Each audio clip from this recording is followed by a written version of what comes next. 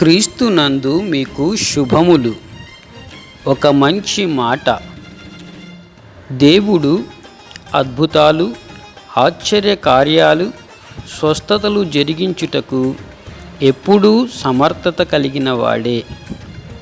ఈ దిన వాక్యము యెహోషువ గ్రంథము 3వ అధ్యాయము 5వ వచనము. మరియు యెహోషువ రేపు యెహోవా మీ మధ్య అద్భుత కార్యములను చెయ్యును గనక మిమ్మును మీరు పరిశుద్ధపరచుకొనుడని జనులకు ఆజ్ఞ ఇచ్చెను. ఈ రోజుల్లో దేవుని అద్భుత కార్యములు జరుగుటలేదు. ఆదిమ సంఘములో కానీ గత 2-3 శతాబ్దాల కింద జరిగిన ఆశ్చర్య కార్యములు కానీ జరుగుటలేదు. వారు మనలాగే శరీరములో జీవించారు. వారికి బలహీనతలు ఉన్నాయి. వారు కూడా శరీరముతోనూ, లోకముతోనూ, అపవాదితోనూ, ఆలోచనలతోనూ పోరాడిన వారే. వారు అద్భుతాలు, ఆశ్చర్య కార్యాలు చేసి యేసుక్రీస్తుకు సాక్షులుగా ఉన్నారు. ఇలాగూ నేటి దినములలో చేయకపోతూ ఉన్నాం. కారణము, దేవుని ప్రజలు తమ అంతరంగ జీవితాన్ని పరిశుద్ధపరచుకొనకపోవడమే.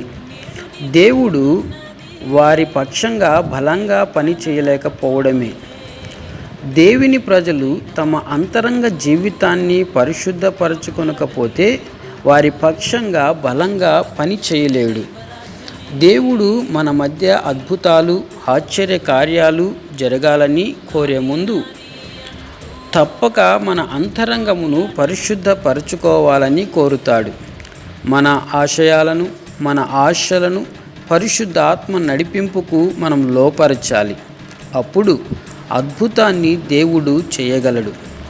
ఇశ్రాయేలు ప్రజలు వారి ఆశలను, ఆశయాలను దేవునికి అప్పగించుకొని వారి అంతరంగమును పరిశుద్ధపరచుకున్నారు. వెంటనే దేవుడు ఎర్ర సముద్రమును 2గా చీల్చినట్టుగానే యోర్దాను నది 2గా చీల్చి ఏకరాశిగా మార్చాడు.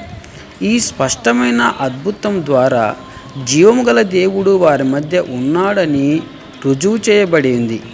వాగ్దాన దేశం అనగా ప్రస్తుత కాలంలో క్రైస్తవులు నిత్యత్వం చేరుకోవాలి అనే సవాలు ఎదుర్కోవడానికి ఇలాంటి అనుభవపూర్వకమైన కార్యాలు నిన్ను, నీ కుటుంబమును, నీ చుట్టూ ఉన్న ప్రజలను, అలాగే దేవుని ప్రజలను బలపరిచేవిగా ఉంటాయి.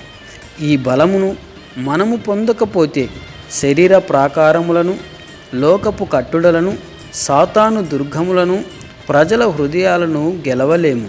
కనుక మన అంతరంగ జీవితమును ప్రతినిత్యము పరిశుద్ధపరచుకుంటూ ముందుకు వెళ్ళగలిగితే వీలైనంత తొందరగా నీ ప్రజలను క్రీస్తు కొరకు సంపాదించగలుగుతావు.